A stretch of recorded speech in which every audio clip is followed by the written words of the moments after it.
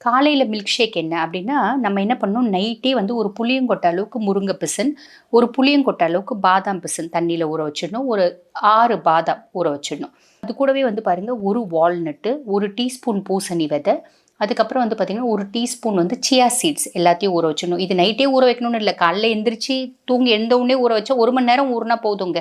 நீங்கள் காலையில் எந்திரிச்ச உடனே கூட ஊற வச்சிடுங்க.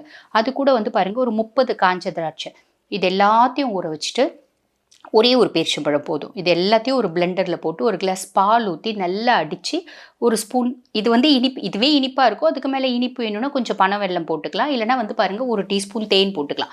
தேன் போட்டு அந்த மில்க் ஷேக்கை நம்ம ரெகுலராக குடிச்சிட்டு வரணும். இது காலையில்.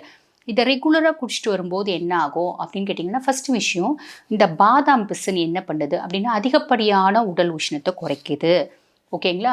முருங்கை பிசின் நம்ம வந்து பாருங்க, இந்த மசில்ஸ்லாம் வந்து பொல பொல பொல பொலன்னு ஆயிடும். அப்படியே லூஸா தொங்கும். டயபெட்டிஸா இருந்தாலும் சரி, எக்ஸசிவ் மாஸ்டர்பேஷனா இருந்தாலும் சரி, அந்த மசில்லாம் கட்டு கட்டா ஸ்ட்ரென்தன் பண்ண முருங்கை பிசின் ஹெல்ப் பண்ணும். ஆண்மை தன்மையை அதிகரிக்கும்.